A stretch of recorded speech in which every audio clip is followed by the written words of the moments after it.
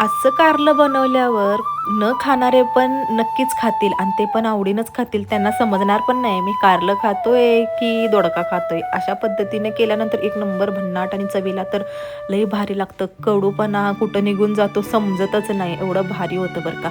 तर माझ्याकडे 4-5 कारली होती. मी त्याचे एकाचे 2, एकाचे 2 असे मी कट करून घेतले आणि कट करून घ्यायचे त्याच्यातले बी नंतर आपण काढू शकतो.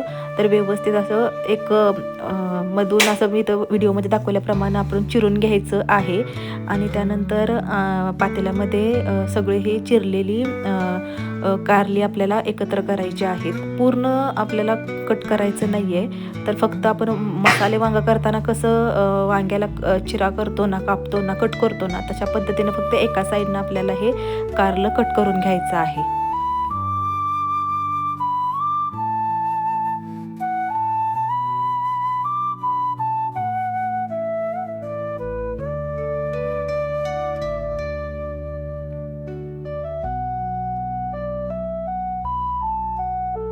इथं माझी सगळी कारली कट करून झालेली आहेत. एका पातेल्यामध्ये सगळं घातलेलं आहे.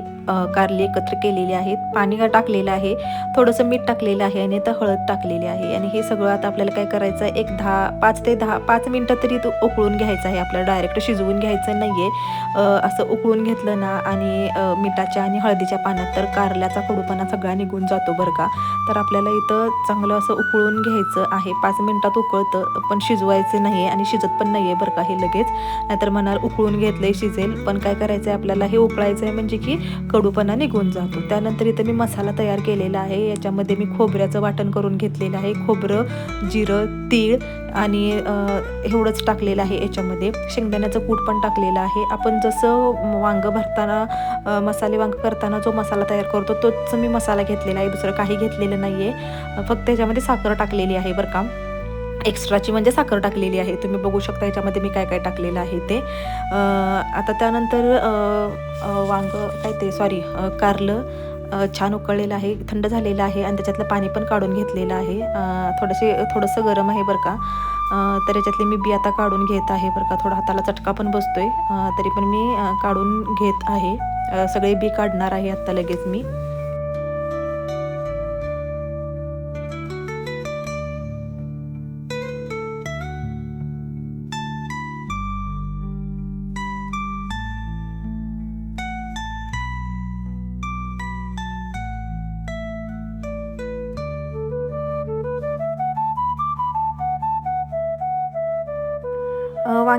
कारल्यातले सगळे सॉरी मी वांगच म्हणते बरं का. कारल्यामधलं सगळं बी काढून घेतलेले आहेत आणि या मसाल्यामध्ये मी थोडंसं उकळलेलं तेल घातलेलं आहे. चव खूप छान लागते बरं का. वांग मसाला करताना पण मी गरम तेल असं घालत असते, त्यामुळे चव खूप भन्नाट लागते. आता मी सगळं एक एक करून ना कारल्यामध्ये भरून घेणार आहे आणि कारल्यामध्ये मी कशा पद्धतीनं भरलेलं आहे बघा. व्यवस्थित भरून असं दाबून भरायचं आहे, जेणेकरून त्यातला मसाला बाहेर येणार नाही आहे. थोडाफार शिजताना बाहेर येतोच किती जरी आपण काही केलं तरी.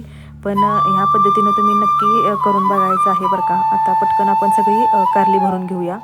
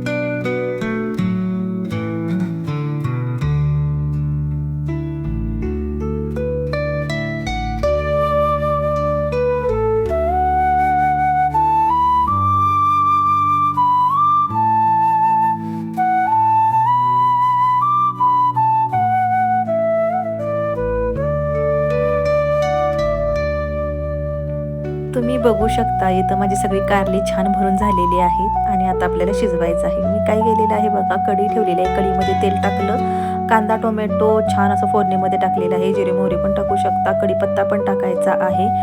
अजून तुम्हाला काय काय टाकायचं ते तुम्ही सगळं टाकू शकता आणि छान असं हे भाजल्यानंतर आपल्याला काय करायचं आहे, भरलेली कारली या फोडणीमध्ये सोडायचे आहेत. आता आपण एक एक करून सगळी कारली छान या कढईमध्ये सोडायचे आहेत. हळूहळू सोडायची आहेत म्हणजे की मसाला बाहेर येणार नाही.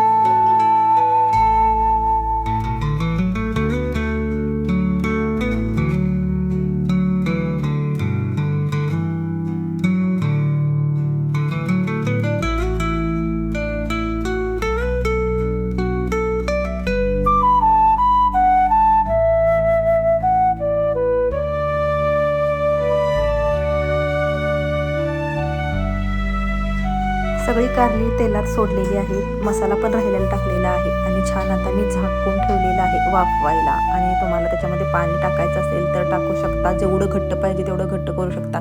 पण हे सुक्कं कारलंच खूप छान लागतं. तरी पण थोडं शिजण्यासाठी मी थोडी एक वाफ काढल्यानंतर मसाल्याचं पाणीच त्याच्यामध्ये टाकलेलं आहे. आणि आता आपण हे छान असं शिजवून घ्यायचं आहे. मीठ वगैरे सगळं टाकलेलं आहे व्यवस्थित. आता कोथिंबीर वरून ठेवून टाकणार आहे. थोडीशी मसाल्यामध्ये पण टाकली तरी चालेल, पण वरून पण टाकली तरी चालते. कारण मी जे आपण वाटण केलं ना खोबऱ्याचं त्याच्यामध्ये कोथिंबीर टाकलेली आणि आता वरून टाकलेली आहे. तुम्ही बघू शकता आपली भाजी किती छान झालेली आहे. एक नंबर दिसत आहे आणि चवीला पण एक नंबर झालेली आहे बरं का. तुम्ही नक्की अशा पद्धतीने ट्राय करा आणि मला नक्की कमेंट करून सांगा या पद्धतीने केली असेल तर.